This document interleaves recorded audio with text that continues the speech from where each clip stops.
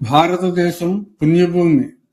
ఇక్కడ వెలిసిన చారుధామ్ 4 పవిత్ర క్షేత్రాలలో తూర్పు దిశన వెలిసిన పూరి జగన్నాథ స్వామి ఆలయం అత్యంత విశిష్టమైనది.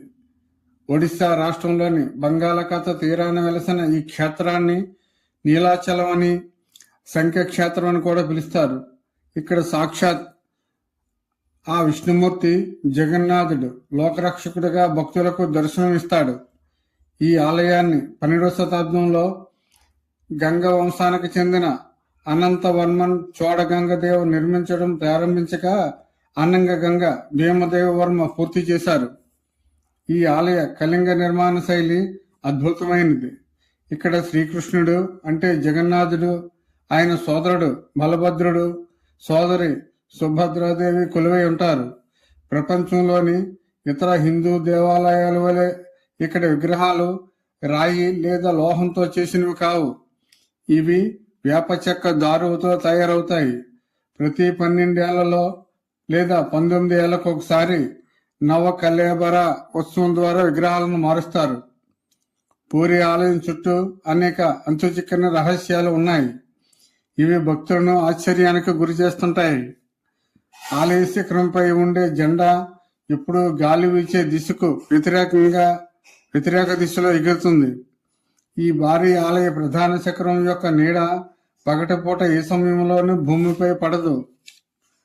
సాధారణంగా ఏ గోపురం మీదైనా పక్షులు వాలుతుంటాయి, కానీ జగన్నాథ ఆలయం శిఖరంపై నుంచి ఏ పక్షి ఎగరదు. సింహద్వారం గుండా ఆలయంలోకి అడుగు పెట్టగానే బయట వినిపించే సముద్రపు అలల శబ్దం ఒక్కసారిగా ఆగిపోతుంది. ఇక్కడ వంటశాల ప్రపంచంలోనే అతిపెద్దది. ఇక్కడ వంటను మట్టి పాత్రలలో ఒకదానిపై ఒకటి 7 పాత్రలు పెట్టి చేస్తారు. ఆశ్చర్యకరంగా అన్నిటికంటే పైన ఉన్న పాత్రలోని అన్నం మొదట ఉడుకుతుంది. ఈ ప్రసాదం వేల మందికి వండినా ఎప్పుడూ తక్కువ కాదు, వృధా కూడా కాదు. దీనిని మహాప్రసాదం అని పిలుస్తారు. పూరి అనగానే అందరికీ గుర్తొచ్చేది రథయాత్ర. ఆషాఢ మాసంలో జగన్నాథుడు బలభద్ర సుభద్రలతో కలిసి తన పిన్నిగార ఇల్లైన గుండిచ ఆలయానికి వెళ్తాడు. 3 భారీ రథాలను భక్తులు స్వయంగా లాగుతారు. కులమతాల ప్రస్తావన లేకుండా భగవంతుడే స్వయంగా ప్రజల వద్దకు రావటం ఈ యాత్ర ప్రత్యేకత.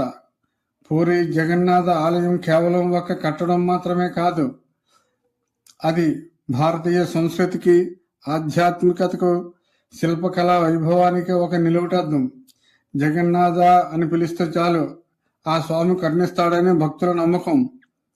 ఈ పవిత్ర క్షేత్రాన్ని దర్శించడం వల్ల మనసుకు ప్రశాంతత, జన్మకు ధన్యత లభిస్తాయని పెద్దలు చెబుతూ ఉంటారు.